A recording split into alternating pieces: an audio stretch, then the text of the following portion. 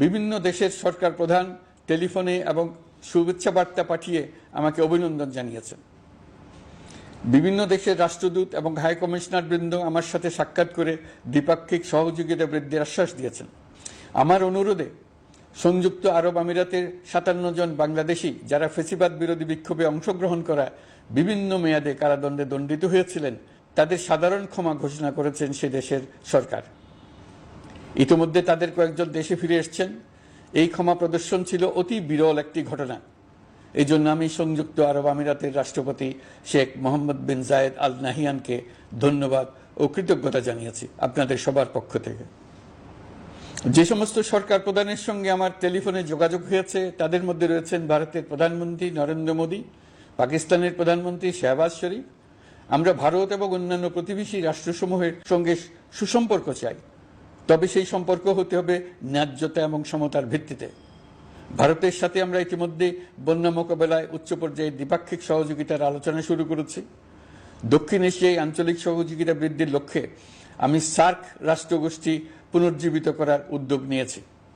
আমরা চাই আমাদের দেশ যেন একটি গণতান্ত্রিক দেশ হিসেবে বিশ্বের কাছে সম্মানের সাথে পরিচিত হয়। দেশের পরিকল্পনা যেন দেশের মানুষ কেন্দ্রিক হয়, কোনো নেতা বা দল কেন্দ্রিক না হয়।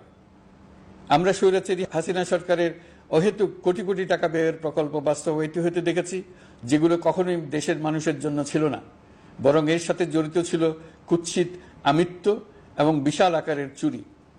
চলমান এবং প্রস্তাবিত সকল উন্নয়ন প্রকল্পগুলোর যাচাই বাছাই করার কাজ ইতিমধ্যে আমরা শুরু করেছি। প্রকল্প বাস্তবায়নের পর্যায় বিবেচনা করে বাকি কাজে ব্যয়ের সাশ্রয় এমনকি প্রয়োজন মতে তা বাতিল করার কথা বিবেচনা করা হবে। দেশের মানুষকে আর ফাঁকি দেওয়া চলবে না। কর্মসংস্থান তৈরি করবে এমন প্রকল্পগুলোকে আমরা অগ্রাধিকার দেব। লুটপাট ও পাচার হয়ে যাওয়া অর্থ ফিরিয়ে আনার উদ্যোগ আমরা নিয়েছি। আর্থিক খাতে শৃঙ্খলা ফিরিয়ে আনতে একটা ব্যাংকিং কমিশনও গঠন করার উদ্যোগ নেওয়া হয়েছে। বিভিন্ন ব্যাংকের পরিচালনা পরিষদ পুনর্গঠন করা হয়েছে। ব্যাংকিং খাতে এই এক মাসে বিরাট পরিবর্তন এসেছে, আপনারা নিশ্চয়ই সেটা লক্ষ্য করেছেন। আমরা এই খাতে নিয়ম নীতি প্রতিষ্ঠা করতে পেরেছি। আরো অনেক কাজ বাকি রয়ে গেছে। প্রথম মাসের কাজ হিসেবে শুধু প্রধান কাজগুলো করেছে, তার সঙ্গে রয়েছে আরো অনেক পরবর্তী কাজ।